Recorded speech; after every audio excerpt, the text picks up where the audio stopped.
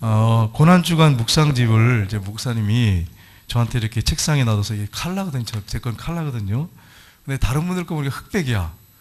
그래서 어떻게 흑백을 하고 나는 칼라로 이렇게 했냐 그러니까 이번 달에 이 칼라 복사 비용이 많이 들어가서 목사님 흑백으로 뺐습니다. 이렇게 해서 이해가 됐어요. 여러분 아끼려고 그렇게 한 거예요. 그러니까 여러분이 혹시 오해하지 마세요. 제 거는 칼라로 되어 있습니다. 난 칼라로 전부 뒤에다 놓은 줄 알았어요. 그런데 칼라비가 많이 들어가서 흑백으로 빼놨다고 합니다. 우리가 절약하며 살아야겠지 않겠습니까? 여러분 오늘 읽은 이 본문 말씀을 우리가 들어가기 전에 이 본문의 내용 전체적인 걸 우리가 연결해서 생각해 볼 게 있는데 그게 뭐냐면 우리가 고난 가운데 있을 때 내가 알고 있는 성경 지식이 나에게 도움이 되느냐 하는 것입니다. 여러분 이게 참 한번 생각해 볼 부분이에요. 성경은 알아. 지식으로 많이 아는데 이게 삶으로 안 나타나. 그러면 알고 있는 이 성경 지식이 무슨 의미가 있겠어요? 그렇지 않겠어요? 아는 건 잘 알아. 너무 많이 알아. 근데 삶으로는 안 돼.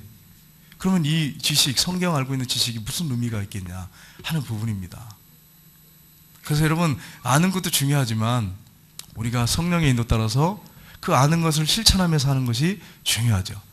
우리가 고난 가운데 역경 가운데 원망 불평하지 않고 감사하며 살아야 한다고 하는 걸 성경을 통해서 들어서 알아요. 근데 그게 안 돼. 맨날 원망 불평하며 살아. 그럼 그 알고 있는 지식이 나에게 무슨 유익이 되냔 말이에요. 머리만 크게 하는 것뿐이지. 그러니까 여러분 우리가 성경을 읽을 때 기도하면서 읽으면서 이것을 어떻게 실천할 것인가를 더 많은 시간을 들여서 고민해 봐야 합니다. 지식으로 알면 뭐 하겠어요? 세상 사람들을 이렇게 전도하다 보면 믿었다가 안 믿는 사람들을 만나거든요. 알기는 잘 알아. 많이 알아. 교회는 안 나와. 예수님 믿는 사람들 비난만 하고 있어. 그럼 이 지식이 자기 멸망의 길로 인도하고 있잖아요. 아는 거 가지고 판단 비판하면서 예수 믿는 사람들 판단하고 비판하고 정죄하면서 자기는 지옥의 길을 가고 있어요. 믿다가 안 믿는 사람들 중에 많아요. 시험 들어가지고. 그럼 아는 지식이 무슨 의미가 있냔 말이에요. 저는 지식을 필요 없다는 얘기가 아니잖아요. 많이 알면 좋죠. 많이 알고 그대로 산다면 복되는 사람이죠.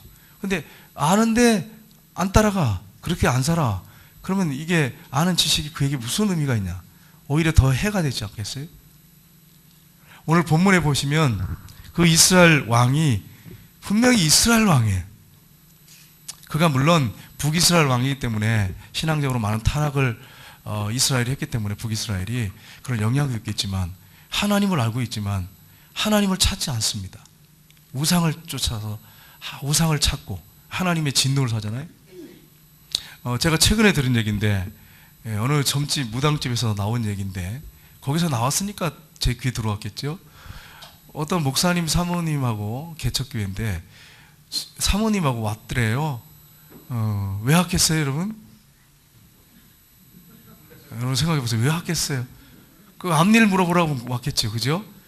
여러분 이게 오늘 본문의 내용에 보시면 다른 게 없어요. 오늘 읽은 본문 여러분 읽었잖아요. 같이 똑같잖아요. 하나님의 진노를 살만한 그런 길을 가고 있잖아요. 성경을 알고 있는데 하나님을 알고 있는데 하나님 의지하지 않고 하나님 찾지 않고 우상을 찾고 귀신을 찾고 그러면 하나님 앞에 벌 받는 것밖에 더 있겠어요? 매 맞는 것밖에 더 있겠어요? 그러니까 여러분 우리가 성경을 아는 것도 중요한데 이 말씀을 정말 이 말씀대로 사는 것이 얼마나 중요한가 하는 것을 우리가 잘 생각해 봐야 됩니다. 오늘 열왕기상 22장은 이제 오늘 열왕기 하를 읽었어요. 첫 장을 읽었는데 우리가 지난번에 열왕기상 22장을 읽었습니다. 거기에 어떤 내용이었습니까? 아합 왕이 지독하게 우상 숭배하고 범죄를 했습니다. 범죄하고 마지막에는 참 선지자인 미가의 말을 우습게 여겼어요. 전쟁터에 나가 죽는다는 얘기를 했잖아요. 예언했는데 거짓 선지자 400명 말을 듣고 전쟁터에 나갔다가 비참한 최후를 맞이하는 것을 볼 수 있습니다. 그래서 지난번에 제가 말씀드렸어요. 맨날 축복만 설교하는 목회자들은 여러분 생각해 봐야 된다고 하는 거예요. 하나님의 뜻을 전하고 십자가의 길, 고난의 길도 있다고 하는 거, 그 끝에 영광이 있다는 거, 이런 메시지 전하지 않고 매일 축복만 얘기하고 복만 받으라고 하고, 이것은 거짓 선지자의 어떤 거짓 목회자의 어떤 길을 가고 있는 그런 모습을 보여줄 수 있다고 하는 거예요. 그 목사님이. 그래서 여러분 우리가 성경대로 믿어야 되잖아요. 근데 어떤 분들은 그렇게 안 하고 이 설교를 들으면 똑같아. 10편을 들든 100편을 들든 똑같아. 항상 복이야. 복만 받으라는 거예요. 여러분, 우리가 예수 믿는 순간부터 복받은 사람입니다. 오늘 죽어도 하나님 나라 가잖아요. 우리가 고난과 역경이 있지만 하나님이 함께 하시잖아요. 이미 우리가 예수 믿는 순간부터 복받은 사람이잖아요. 물론 우리가 축복된 삶을, 복받는 삶을 우리가 살아야지 하나님이 복을 주시 기뻐하시죠. 근데 날마다 복받는 것만 한다면 생각해 봐야죠. 잘못된 것에 대해서 설교 시간에 말씀을 할 수 있어야죠. 그게 진짜 목회자지. 진짜 그렇게 하지 않고 맨날 복만 얘기한다면 우리 기분을 맞춰줄 줄 몰라도 하나님이 기분이 불편하시죠. 하나님이 아주 싫어하시죠. 여러분, 이런 부분들을 우리가 생각을 해봐야 돼요. 오늘 본문에 보시면 이 열왕기하 1장은 열왕기상과 연결이 됩니다. 연결이 돼서 아방의 아들 아하시아가 왕이 됐습니다. 그러나 아버지 어머니 그 길을 다 알잖아요. 잘못된 길을 간 거 알잖아요. 그러다 결국 아버지가 전쟁터에서 비참하게 죽고, 여러분 이걸 다 봤어요. 그러면 어떻게 살아야겠습니까? 하나님 앞에 뜻을 정하고 바르게 살아야 되지 않겠어요? 근데 더 악한 길을 가요. 더 악하지 어떻게 보면. 그러다 결국은 이 사마리아 성 난간에서 떨어져가지고 어떤 일이 벌어지냐. 병이 들었는데 10병까지 온 것 같습니다. 회개할 기회를 하나님 주셨어요. 근데 회개하지 않습니다. 하나님이 유심히 감찰하고 계셨겠죠. 근데 회개하진 않아요. 근데 성경에 보면 히스기야 왕은요, 내가 죽으리라 그랬을 때, 이제 정리해라, 죽을 거다 그랬을 때, 그거 어떻게 합니까? 얼굴을 벽으로 향해서 하나님 앞에 통곡하면서 눈물로 기도했어요. 하나님이 15년의 생명을 연장시켜줬어요. 근데 오늘 본문에 나오는 아하시아 왕은 어떻게 합니까? 신하를 보내는데 우상에게 가서 물어보라는 거예요. 이 바알세습에게 가서 물어보라고. 여러분, 하나님이 이 모습 보고 얼마나 실망하셨겠습니까? 그래서 엘리야 선자를 보냈는데 엘리야 선자가 3번이나 오늘 본문에 보면 나오는데 이스라엘에 하나님이 없어서 너희가 에골론의 신 바알세습에게 물으려 가느냐, 이렇게 말씀하고 있어요. 3절, 6절, 16절에 이 말씀이 동일한 문구, 이 구절이 나오고 있습니다. 그러니까 하나님이 굉장히 그것 때문에 안타까워하시고 가슴 아파하시는, 분노하시는 하나님의 모습을 우리가 볼 수 있습니다. 하나님이 없어서. 근데 여러분, 이 구절을 한번 생각해 보세요. 3절을 동일하게 말씀하고 있는데 우리의 삶 속에 살아계신 하나님이 우리와 함께 동행하시는데 우리도 하나님이 없어서 혹시 이렇게 살고 있지 않은지, 고아처럼 우리가 고아처럼 살고 있지 않은지, 삶 속에서 나는 고아야, 이런 생각은 난 고아야, 그런 말을 하지 않지만 하나님 찾지 않고 그냥 어떤 문제 앞에서 마치 그냥 고아처럼, 뭐 아하시아 왕하고 다를 게 별로 없잖아요. 뭐 아하시아 왕보다 조금 나을지 모르겠지만 다름이 없잖아요. 고아처럼 혹시 살고 있잖아요. 하나님이 없어서 이런 모습으로 살고 있지 않느냐는 거예요. 근데 저도 이런 모습이 없는가를 한번 가만히 살펴보면 일주일 중에 보면 그런 모습들이 있어요. 하나님이 없는 것처럼 사는, 고아처럼 사는. 저와 여러분은 고아가 아닙니다. 오늘 본문에 보시면 그러니까 어떤 일이 벌어지냐면 모압이 조공을 바치다가 배신하고 조공을 안 바칩니다. 여기서 우리가 기억할 것은 혹시 우리가 하나님과 맺은 언약을 깨트려 버리진 않았나. 누가 나를 배신하고 나하고 약속한 걸 깨트려 버리거든 혹시 내가 하나님께 약속한 걸 깨트려 보진 않았나 하는 것을 우리가 살펴볼 필요가 있다고 하는 것을 알 수 있습니다. 그래서 오늘 이 본문 말씀을 통해서 우리에게 보여주시는 영적 교훈이 무엇인가를 살펴보기 원합니다. 첫 번째는 이 고난과 고통 속에서 자신을 돌아봐야 합니다. 우리 2절 말씀을 한번 보겠습니다. 같이 읽겠습니다.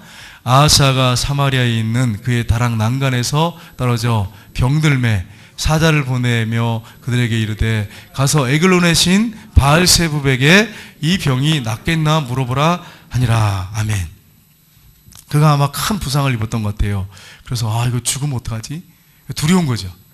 여러분, 병이 이렇게 우리 몸에 찾아올 때 두려운 게 사실 병 때문에 두려운 게 아니라 죽을까 봐 두려워요. 사실은 죽지 않고 좀 시간이 지나도 낫다고 하면, 낫는다고 하는 보장만 있으면 걱정이 없는데 혹시 죽는 거 아니야? 이러다가 이런 게 두려운 거죠. 그래서 여러분, 두려움이 찾아온 거예요. 그래서 큰 부상을 입고 몸에 열이 나고 막 하니까 모압에 배신이 있고 이런 일이 벌어지니까 어떻게 합니까? 하나님을 찾기보다는 우상을 찾아요. 그래서 바알세습에게 가서 물어보라고 했는데, 여러분 이 바알세습이 어떤 신이냐 하는 것입니다. 바알세습. 이 바알세습은요, 파리의 주, 파리.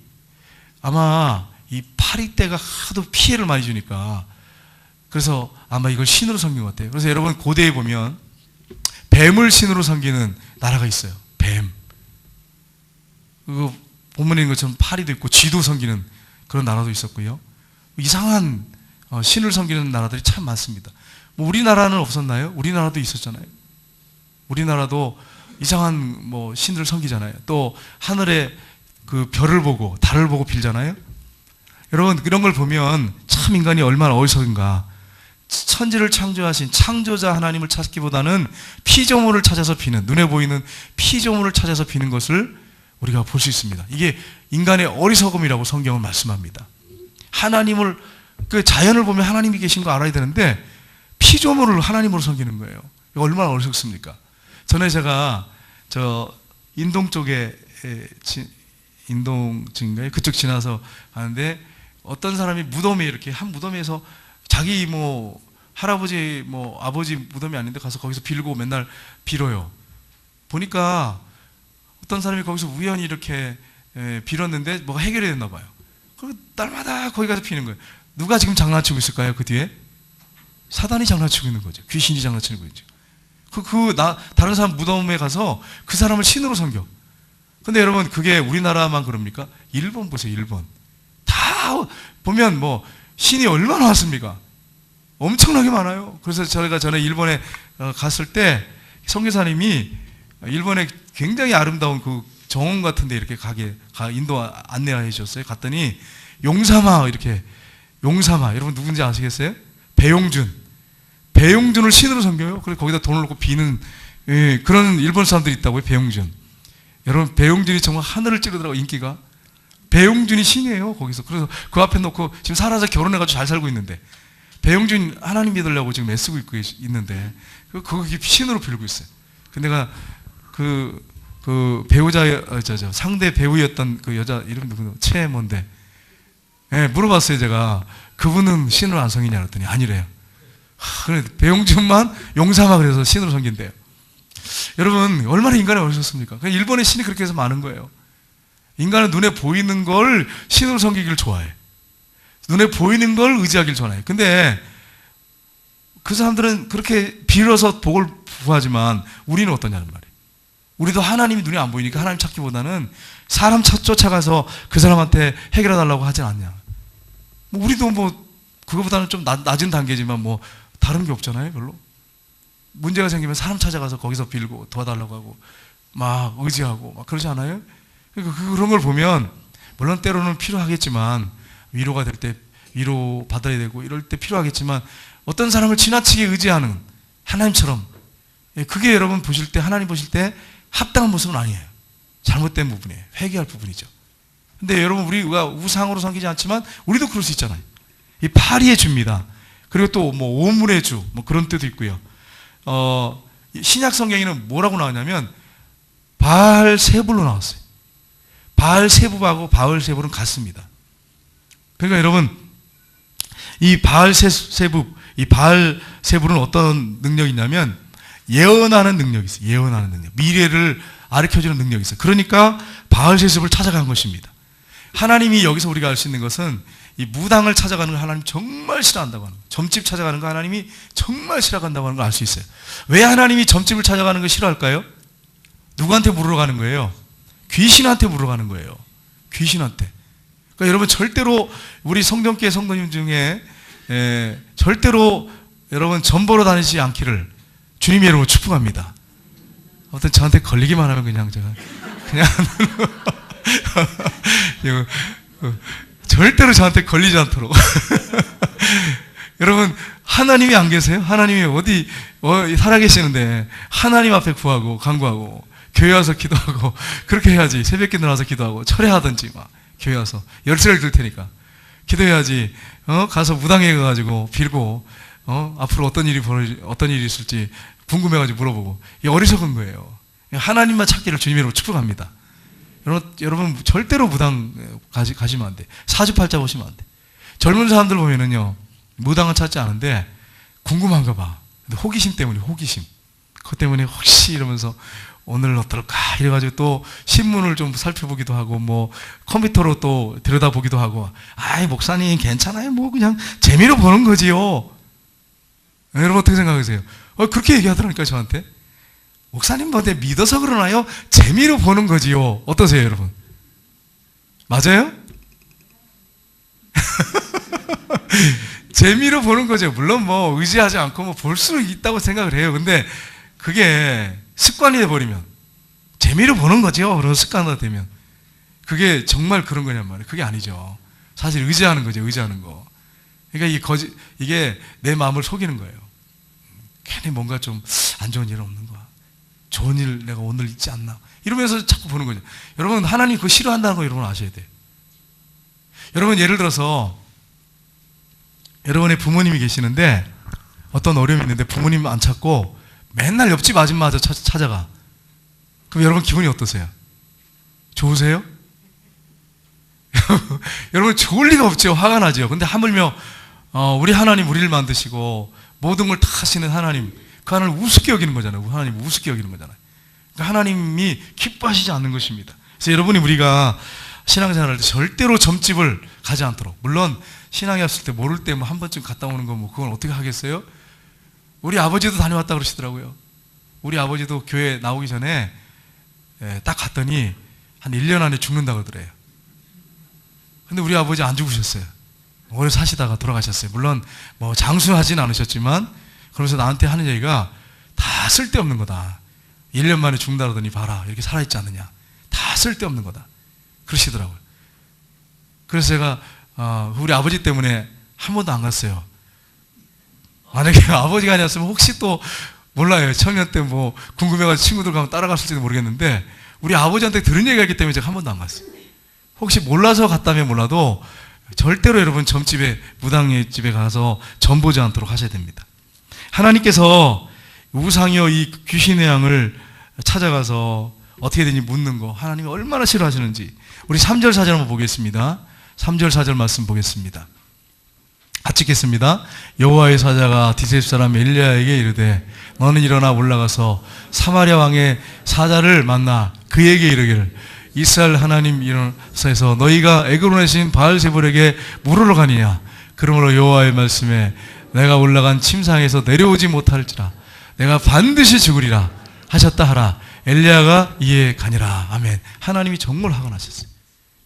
하나님을 정말 찾고 자신을 한번 돌아보는 기회. 모압도 배신했잖아요. 그런 기회를 가져야 되는데 이렇게 하니까 하나님 분노하셨어요. 그래가지고 어떻게 합니까? 하나님께서 내가 올라간 침상에서 내려오지 못하고 내가 반드시 죽으리라 못을 박아버리시잖아요. 하나님이 얼마나 화나셨으면 이렇게 하셨겠어요. 여러분 이 왕이 아하시아 왕이 2년밖에 왕을 못했어요. 악하게 살다가 그냥 악한 왕으로 살다가 그냥 2년 왕하고 죽었어요. 여러분 이 모습 보세요. 아하시아가 하나님을 업신여겼잖아요. 우리가 하나님을 찾지 않고 어떤 것을 의지한다고 하는 것은 다른 말로 하면 뭘로 우리가 볼 수 있냐면 실제적인 무신론자라는 거예요. 지식으로는 아는데 실제적으로는 무신론자라는 거예요. 사실이죠. 정말 하나님을 믿는다면 다른 것을 찾을 수가 없는 거죠. 다른 신에게 물을 수가 없는 거죠. 우상에게 가서 아니면 무당에서 자기 자신의 운명을 물을 이유가 없는 거죠. 무신론자이기 때문에 그래요. 성경은 아는데 무신론자야. 실제적으로 따지고 보면. 그렇기 때문에 찾는 거죠. 두 주인을 섬길 수 없잖아요. 그래서 여러분 우리가 고난 가운데 있을 때, 고통 속에 있을 때 자신을 돌아봤으면 좋겠어요. 자신을 돌아보고 하나님 앞에 내가 어떤 모습으로 서 있는지를 살펴봤으면 좋겠어요. 여러분 제가 성경에서 이렇게 늘 설교할 때 늘 강조했던 게 있었어요. 그게 뭔지 여러분 아세요? 신앙생활에서 가장 중요한 게 뭐라고 제가 말씀드렸어요? 하나님과의 관계인데 하나님과 관계가 제일 중요하다. 하나님과의 친밀감이 제일 중요하다. 이렇게 말씀드렸어요. 몇 번 내가 했어요. 하나님과 관계가 제일 중요합니다. 여러분 하나님께서 선악과를 왜 만드셨어요? 우리에게 뭘 주셨어요? 자유를 주셨어요. 자유주의를 주시려면 선택을 해야 되잖아요. 근데 보세요.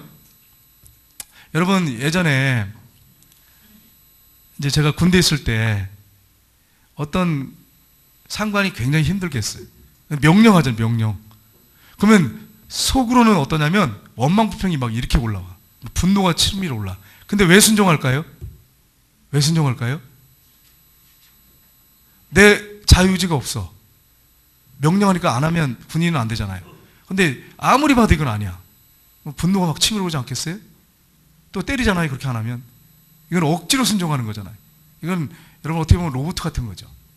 근데 하나님은 절대로 억지로 시키시는 분 아니에요. 성경에 어디 봐도 그렇잖아요. 강제로 이렇게 하시는 분이 아니에요. 강제성을 띠지 않습니다. 우리 예수님은 정말 젠틀맨이에요. 신사세요. 자유의지를 주셨어요. 그래서 어떻게 하냐면 자유를 주셔서 선악을 알게 한 나무를 열매를 먹지 마라. 이렇게 말씀하셨잖아요.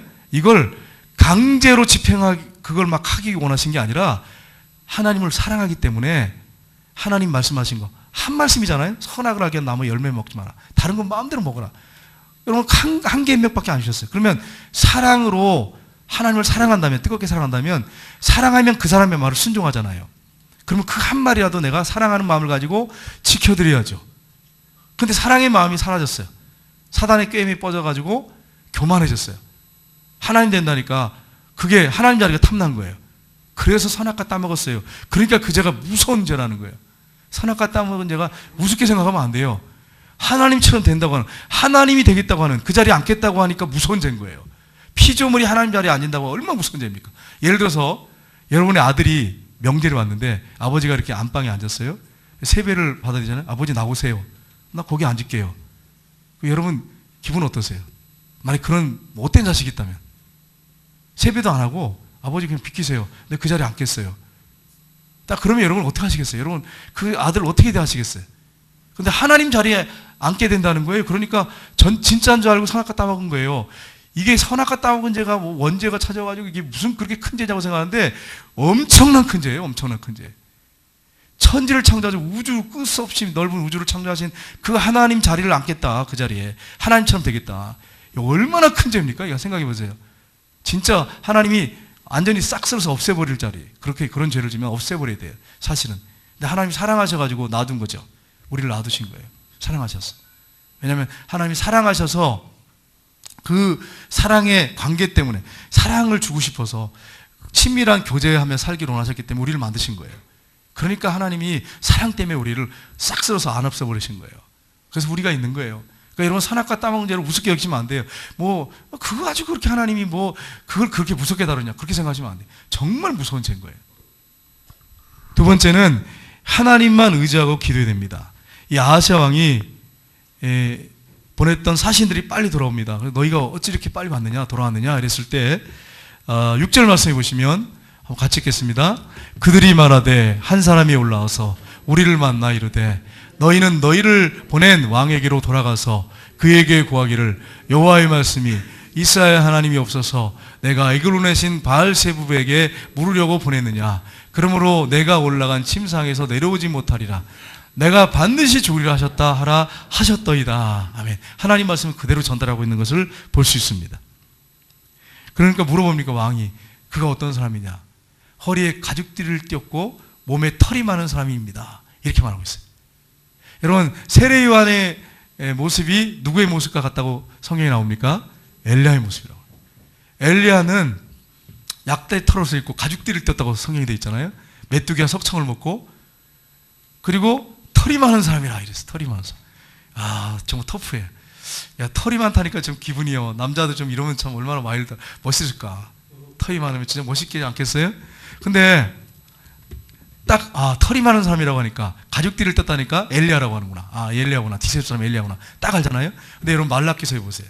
말라기에 보면 메시아가 올 때 먼저 누가 온다고 돼 있어요? 엘리야가 온다고 돼 있어요. 엘리야가 누구예요? 세례 요한이에요. 이번 말라기서 여러분 읽어보세요. 거기 나오잖아요. 그래서 하나님이 그렇게 하나님의 선지자를 보내가지고 보세요. 이렇게 엘리야에게 물으러 가면 되잖아요.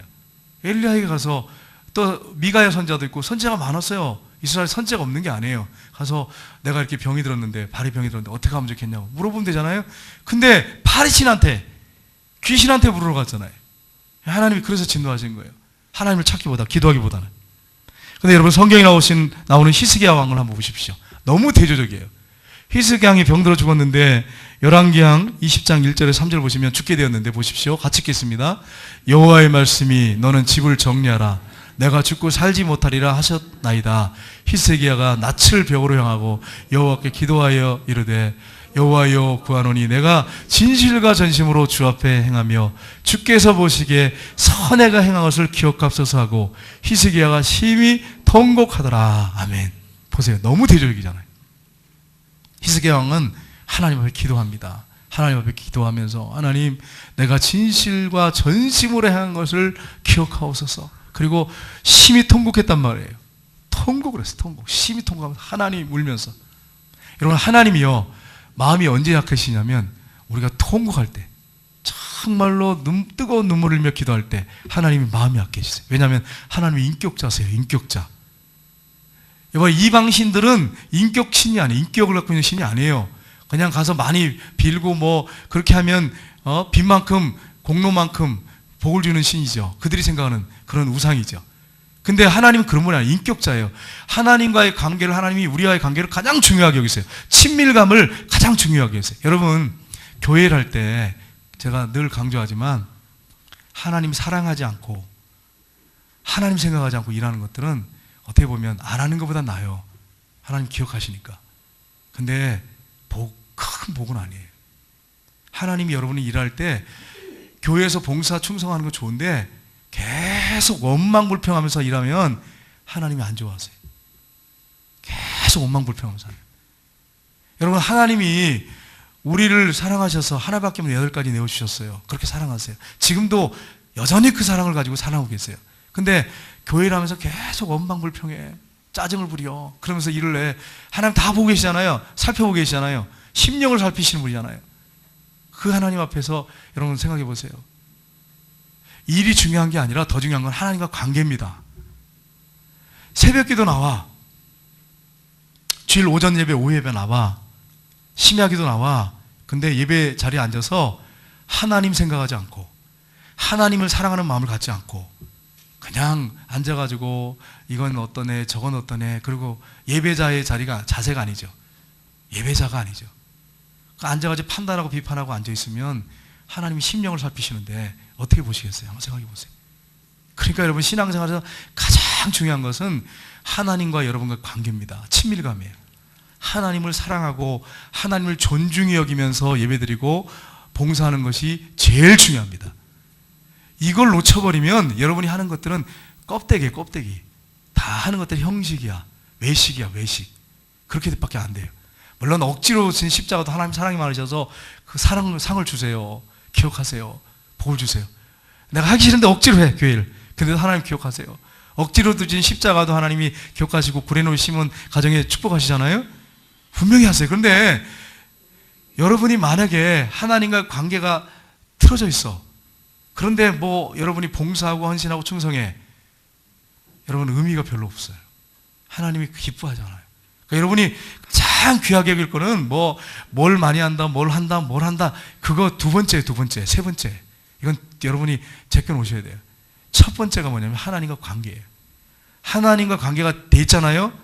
그러면 뭘 일을 잘하고 여러분이 못해도 사랑스러워. 여러분이 자녀를 어떤 자녀를 사랑한다고 생각해 보세요. 뜨겁게 사랑해 그 자녀를. 그러면 그 자녀가 그냥 옆에 있어만 해도 그냥 사랑스러워. 일 안 해도 사랑스러워. 근데 말도 안 듣고 맨날 불순종해. 그러면 옆에 있는 게 부담스러워. 짐이야 자식이. 근데 내 말을 잘 순종하고 따르면 일을 크게 안 해도 아빠한테 선물 안 사드려도 돈을 안 드려도 물론 여러분 어버이날 여러분 좀 챙겨드리고 여러분 부모님들 관심을 가지고 섬겨야 돼요. 여러분 이걸 제가 하지 말라는 얘기 아니에요. 꼭 하셔야 됩니다. 노년에 어떻게 살아요? 여러분이 섬겨야죠. 공양해야죠. 근데 보세요. 그렇게 뭘 막 선물 안 해줘도 부모가 사랑하는 자식은 옆에만 있어도 누워 있어만 있어도 그냥 사랑스러워. 나는 이해가 안 되는 게 있어요. 옛날에 이렇게 보면 예전 어른들 보면 딸이 와서 안방에 뜨거운데 누워 있으면 누워 있어 일하지 마. 근데 며느리가 막 일하고 있으면요 뒤에 앉아가지고 얘야 이거 그렇게 하는 게 아니다 이렇게 해라. 난 시어머니가 이해가 안 돼. 지금도 여러분 이해가 되세요? 딸은 안방에 누워서 막 누워가지고 껌 씹고 있고 뭐 과자 먹고 있는데 얘야 너는 일하지 말고 그 쉬어 누워 있어라. 그러면서 며느리가 와서 일하면은 막 야 이거 막 잔소리 막 하고. 여러분 이거 어떻게 생각하세요 이게? 이게 실제 그렇잖아요. 실제 그래요. 실제 그렇잖아요. 지금은 그렇게 못하죠, 그죠? 예전에 그랬단 말이에요. 예전에. 지금은 왜 안 그래요? 근데 예전에 그랬어요. 예전에 제가 많이 봤거든요. 듣는 것도 많이 들었어요. 왜 그러냐면 딸은 사랑스러운 거야. 그냥 누워만 있으면 돼. 그냥 왜냐면 명절에 그냥 집에 와 있기만 하면 돼. 그냥 너무 사랑스러워. 근데 며느리는요. 내가 지독하게 고생했는데 너도 한번 맛을 좀 봐야 된다. 그러니까 시어머님을 혹시 사랑하지 않고 공경하지 않는 거예요. 내 딸처럼 여겼다면 며느라 내가 오늘 누워있어라. 오늘 너 몸이 안 좋지? 딸한테 네가 가서 일을 해. 뭐 이렇게 했다면 딸처럼 여겼다면 아마 어머니처럼 대접을 받았을 거예요. 그러니까 어르신들도 정말 며느리를 딸처럼 대하세요. 딸처럼. 내 딸처럼. 딸들은요 시어머니를 어머니처럼 대하세요. 그러면 해결되잖아요. 예수님이 이미 성경에 말씀하셨어요. 너희가 남에게 대접을 받고자 하는 대로 너희도 남을 대접하라. 이미 말씀을 해놓으셨어. 근데 그렇게 안 하니까 대접을 못 받고 대접을 안 하고 그러는 거예요. 여러분 우리가 이런 사실을 알고 이제 여러분 나는 어떻게 지금 알고 있는가를 한번 가만히 생각해 보세요. 우리 여기 어르신 우리 집사님 권사님 중에서 찔리신 분도 계실지 몰라. 지금도 여전히 변함이 없는 분도 계실지 몰라. 여러분이 변하셔야 돼. 며느님들도 변하셔야 돼. 남에게 대접을 받고자 한 대로 너도 남을 대접하라. 이게 온 율법과 선지자의 강령이야. 이 성경의 요약이다, 구약의 요약이다 이거예요. 그러면 얼마나 중요한 말씀입니까? 여러분 그렇게 하셔야 돼요. 여러분 하나님께서 우리에게 뭐 일을 요구하고 막 이렇게 아니에요. 하나님 우리하고 사랑의 교제하기로 하세요. 그러니까 여러분이 일하기 전에 뭘 해야 돼요? 기도하셔야 돼요. 기도 생활. 주님과 친밀한 기도 생활 하셔야 돼요. 기도는 하나도 안 해. 일주일 동안 일만 해. 하나님이 안 좋아하세요. 하나님이 여러분에게 원하는 건 사랑의 교제를 하기 원하세요. 대화하기 원하시고 마음과 마음을 서로 이렇게 주고받기 원하세요. 이게 1순위예요. 1순위. 이걸 놓치면 안 돼. 근데 오늘날 보면 어떤 분들은 황소처럼 교회에서 일은 잘해. 근데 주님과 관계는 다 깨져 있어. 이거 한번 생각해 보셔야 돼요. 이거 하나님 기뻐하지 않아요. 하나님이 그래도 사랑하시지만 황소처럼 일만 하는데 주님과 관계는 깨져 있어. 여러분이 나는 어떤가 한번 가만히 생각해 보시죠. 히스기야가 이렇게 하나님 앞에 기도하니까, 통곡하며 기도하니까 하나님이 어떻게 하십니까? 그의 기도를 들으셨어요. 그래가지고 하나님이 이사야 선지자를 보내가지고 어떻게 합니까? 내가 3일 만에 여호와의 성전에 올라갈 것이다. 3일 안에 올라갈 것이다. 그리고 내게 15년의 생명을 내가 연장시켜 주겠다. 그리고 아수르 군대가 지금 계속 쳐들어오는데 내가 막아주겠다. 그리고 이 성을 내가 보호해 주겠다. 하나님 이렇게 통곡하면서 물었는데 기도했는데 하나님 이렇게 축복해 주셨어요. 여러분 지금 어떤 어려움과 환경이 있으면 하나님과 단판 지으세요. 통곡하세요. 하나님 살려주시니 데려가시든지 결정해 주세요. 남은 생활 하나님 영광을 위해 살겠습니다. 늘 감사하며 살겠습니다. 사람들 한 분 한 분 소중히 여기며 살겠습니다. 여러분이 그렇게 단판을 진다면 하나님이 아마 좋은 그런 결과를 주시지 않겠습니까? 왜냐하면 히스기야 왕한테 그렇게 했으니까 우리도 하나님의 아들, 딸이잖아요. 그렇게 하시지 않겠습니까? 여러분 경건했던 아사왕을 보세요. 경건했어요. 아사왕이. 근데 아사왕이요 역대하 16장 12절에 보세요. 역대하 16장 12절 같이 읽겠습니다. 아사가 왕이 된 지 39년에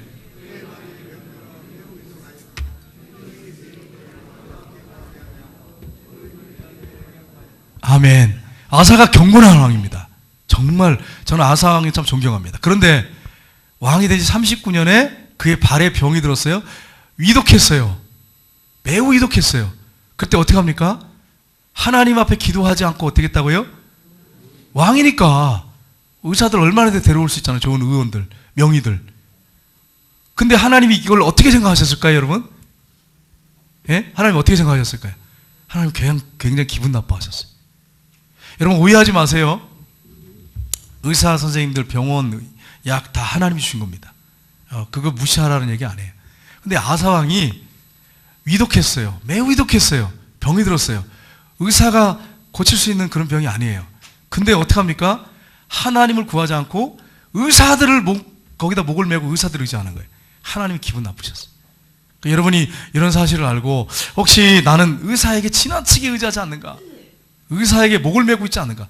의사를 저는 의사 선생님이나 약사를 존중해야 한다고 생각합니다. 하나님 주셨기 때문에. 근데 거기다가 그냥 아주 목을 메고 그냥 거기를 완전히 의지해버리면 안 된다는 거예요. 하나님을 더 의지하셔야 돼. 근데 많은 분들이요, 병원에 가는 거야 저는 뭐 기쁘게 이제 가셔야 된다고 생각합니다. 기도하시고 가셔야 된다고 생각해요. 근데 어떤 분 보면 기도는 안 하는데 명의는 유명한 의사들은 다 알아. 그래가지고 그 의사들 누가 어디 아프다 그러면 거기 가라고, 그 의사가 잘난다고. 기도하라고 하진 않고.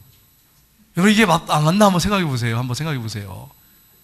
기도를 정말 진지하게 아플 때 몸이 아플 때 기도하고 하나님 어떻게 하면 좋겠냐, 기도 어떻게 하면 좋겠어요, 기도하고 그렇게 해야 되는데 그냥 인터넷 뒤져가지고 그냥 유명한 의사들을 그냥 물어보고 다니고 그냥 그런 분만 찾고 있어. 하나님이 어떻게 생각하실까 하는 걸 여러분 생각해 보세요. 그래서 여러분이 정말 하나님만 온전히 의지하고 하나님 앞에 기도하고 의사 선생님의 도움을 받는 그런 역사가 있기를 주님으로 축복합니다. 하나님을 의지하는 거, 이게 정말 중요한 거예요. 여러분 하나님과 관계가 친밀하면 정말이에요. 하나님을 찾을 수밖에 없는 거예요. 하나님이 도와주시죠. 그 다음에 세 번째는 스스로 겸손해야 됩니다. 아사왕이요 50부장에 명령합니다. 엘리야를 데리고 와라. 명령했어요. 명령. 여러분 선지자를 데려오는데 명령하면 되겠어요? 하나님, 선지자 위에 하나님이 계시는데 명령이에요. 명령. 데려오라고. 그래서 데리러 갑니다. 가가지고 뭐라고 합니까? 50부장이 50명 데려가가지고 하나님의 사람이여 왕의 말씀에 내려오라 하셨나이다. 여러분 50부장이 하나님의 사람이라고 한 것은 그를 존중하고 인격을 높여서 하나님의 사람이라고 한 게 아니라 이 엘리야는 모든 이스라엘 사람들이 하나님의 사람이라고 공통적으로 불렀어요. 그러니까 하나님의 사람이라고 하는 그냥 멘트를 쓴 거죠. 하나님의 사람이 한 거지 존경해서 그를 귀하게 여기서 이렇게 말하는 게 아니에요. 근데 보세요. 명령하고 있잖아요. 내려오라고 합니다. 빨리 내려오십시오. 교만해가지고 내려오라고 하죠. 세 번째 50부장하고 비교 한번 해보세요. 그는 가서 무릎을 탁 꿇어요. 그리고 나의 생명, 50명의 생명을 귀하게 여기십시오. 왕이 오라고 하는데 같이 가주십시오. 이렇게 하잖아요. 겸손하게.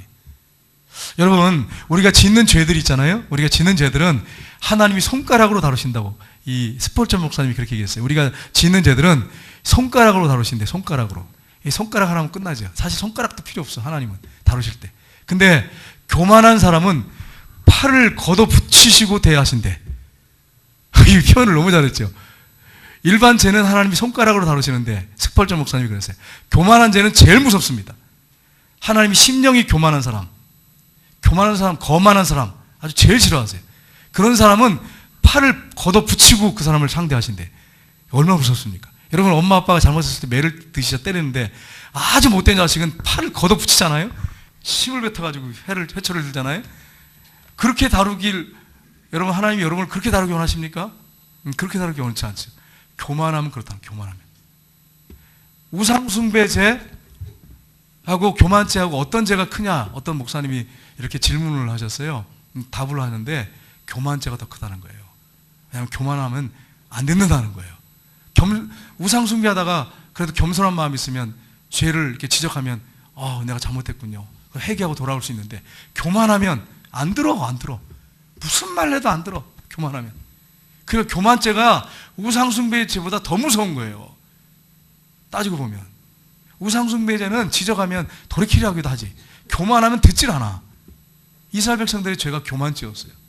바리새인들, 사두개인들의 죄가 교만죄였어요. 그래서 예수님이 뭐라고 합니까? 예수님이 얼마나 신사입니까? 근데 이 독사의 자식들 할 정도로면, 신사가 그 정도로 얘기할 정도면 팔을 걷어붙이고 지금 다루시는 거예요. 회개하라고. 그러니까 여러분 우리가 교만한 죄가 이렇게 무섭다고 하는 것을 여러분 아시고 정말로 하나님 앞에 겸손하셔야 됩니다. 10절 말씀 한번 보겠습니다. 10절 말씀 같이 읽겠습니다. 엘리야가 50부장에게 대답하여 이르되 내가 만일 하나님의 사람이면 불이 하늘에서 내려와 너와 너의 50명을 살을지로다 하매 불이 곧 하늘에서 내려와 그와 그의 군사 50명을 살았더라. 아멘.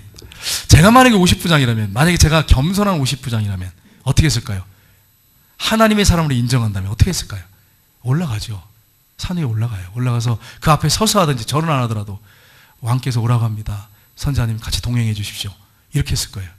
근데 밑에서 딱 바라보면서 하나님의 사람이요, 왕께서 빨리 오라고 하십니다. 내려오십시오. 얼마나 교만하고 도도합니까? 하나님이 불을 내려가지고 엘리야가 그 한 말한 대로 불태워서 50명과 50부장 다 죽였어요. 두 번째 또 보냈어요. 근데 이 50부장도 교만해가지고요. 뭐라고 하냐면 더 한술 더 떠요. 왕의 말씀이 속히 오라고 하셨습니다. 내려오십시오. 이렇게. 그러니까 하나님께서 하나님의 사람이 어떻게 합니까? 똑같이 말하죠. 뭐라고 합니까?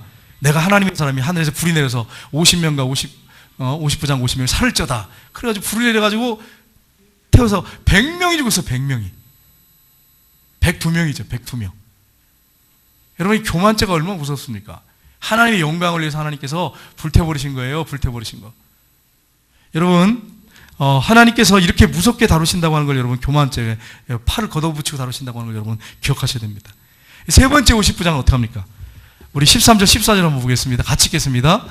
셋째 50부장이 올라와서 엘리야 앞에 이르러 그의 무릎 앞에 무릎을 꿇어 엎드려 간구하여 이르되 하나님의 사람이여 원하건대 나의 생명과 당신의 종인 이 50명의 생명을 당신은 귀히 보소서. 불이 하늘에서 내려와 전번의 50부장 둘과 그의 군사 50명을 살랐거니와 나의 생명을 당신은 귀히 보소서 하며. 그러니까 어떻게 합니까? 엘리야가 그를 따라갑니다. 하나님의 사람이 하나님의 사자가 가라고 합니다. 두려워하지 말고 가라고. 그래가지고 같이 갑니다. 가서 어떻게 합니까? 담대하게 왕이 죽는다고 엘리야 선지자가 선포합니다. 여러분,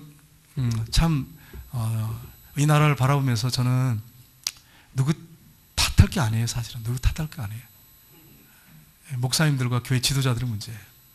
이 나라의 민족이 이렇게 된 것은 목회자들과 지도자들의 문제예요. 이 땅의 지도자들이 빛과 소금의 역할을 감당 못하고 바른 메시지 안 전해서 그래요. 그렇기 때문에 사실 가슴 아픈 일이죠. 너를 탓하기는 참 두려워요. 하나님의 말씀을 들고 가서 대통령에게도 잘못된 게 있으면 외칠 수 있는 사람들이 없어요. 참 이게 가슴 아픈 일이죠. 저 자신부터 하나님께 부끄럽고 죄송스러워요. 여러분, 정말로 엘리야를 보세요. 목숨 내놓고 외치잖아요.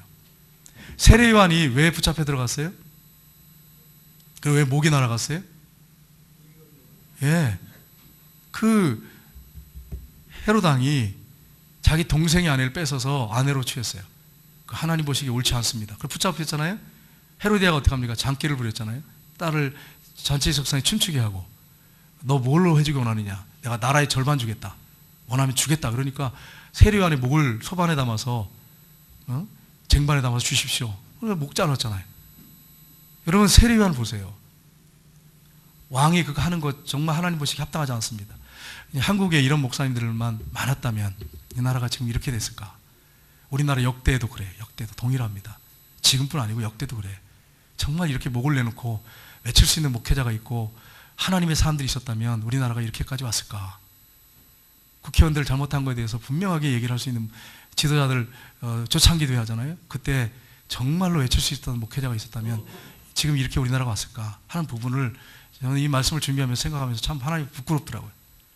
그런 기회를 참 주실 수 있으면 좋지만 정말 그렇게 할 수 있겠나? 목숨 내놓고 그렇게 할 필요가 있죠. 그렇게 해야죠. 당연히 그렇게 해야죠. 그렇게 해야 이 나라가 바로 서죠. 만약에 그렇게 하지 않고 아부만 하고 있다면, 대통령에게 아부만 하고 있다면 이 나라가 어떻게 되겠습니까? 한번 생각해 보세요. 참 무서운 일이죠. 여러분, 그래서 그가 가서 그대로 얘기합니다. 여러분, 예수님께서 신약성경에 보면 예루살렘을 향해서 올라가고 있었어요. 올라가고 있었는데 사마리아 사람들이, 예루살렘 사람들, 유대인들하고 아주 원수잖아요. 사마리아 사람들이. 그러니까 배척을 했어요. 그러니까 어떻게 합니까? 누가복음 9장 54절 55절에 같이 읽겠습니다. 제자 야고보와 요한이 이를 보고 이르되 주여 우리가 불을 명하여 하늘로부터 내려 저들을 멸하라 하시기를 원하시나이까? 예수께서 돌아보시고 꾸짖으시고. 여러분, 지금 이 제자 야고보와 요한이 어떤 생각을 하고 이런 말을 했을까요? 엘리야 생각하고 이렇게 한 거예요. 엘리야 생각하고. 엘리야가 불 내려가지고 50명과 50부장 태웠잖아요. 두 번이나. 이걸 보고 예수님이 지금 예루살렘에 올라가 계시는데 유대인이니까 배척한 거예요. 반대한 거예요. 막은 거예요. 그러니까 지금 얘기하는 거예요. 하늘에서 불 내려가지고 이 사람들, 사마리아 사람들 다 태워주기 원하십니까? 예수님 꾸짖으시잖아요. 왜 그랬습니까? 이들은 배척한 거예요. 배척한 거. 몰라서. 예수님이 누군지 몰라서 배척한 거예요. 그러니까 불을 내려서 죽이면 안 되죠. 엘리야는 하나님의 영광을 위해서 그런 거고, 교만하고 도도하니까 하나님 명령을 우습게 여기고 하나님 말씀 우습게 여기고, 그러니까 그랬지만 이건 배척한 것 뿐이잖아요. 그러니까 예수님이 제자들을 막 꾸짖으셨어요. 그리고서는 돌아가셨어요. 사마리아 통과하지 않고 돌아가셨어요. 여러분, 지금 우리가 은혜의 시대에 살고 있습니다. 오늘날 하나님 막 불을 내려 죽인다면 어떻게 되겠습니까? 우리 중에 살아남을 사람이 누가 있겠어요? 하나님의 사랑과 은혜가 풍성한 은혜의 시대에 우리가 살고 있습니다. 그럼 여러분, 우리가 어떻게 살아야겠습니까? 오늘 이 본문 말씀을 통해서 우리가 살펴보기 원하는데, 여러분, 우리가 어떻게 살아야겠어요? 고난과 고통 속에서 우리 자신을 한번 돌아보고, 그리고 정말로 하나님만 의지하고 하나님 앞에 기도하고, 그리고 겸손하게, 정말 하나님 앞에 겸손하게, 또 사람 앞에 겸손하게, 그렇게 우리가 살아야 되지 않겠냐 하는 것입니다. 여러분, 우리가 행동은 겸손해야죠. 근데 꿈과 야망은요, 크게 가져야죠. 여러분, 이게 어디에 붙어 있는 글귀인지 아세요? 감옥에 붙어 있는 글귀예요. 하도 죄수들이 거만하고요, 자기들은 죄가 없다고 막 이러니까 행동은 겸손하게, 야망, 꿈은 크게 가져라. 이게 감옥 안에 붙어 있는 표예요. 제가 말씀드린 거예요. 근데 여러분, 우리의 삶에 이게 그대로 연결돼요. 보니까 삶 속에 정말 하나님 앞에, 삶 앞에 겸손해야 됩니다. 그러나 꿈은 크게 가져야죠. 하나님 살아계시니까 꿈을 크게 갖고 기도해야죠. 그래서 여러분, 하나님께서 우리를 다 보고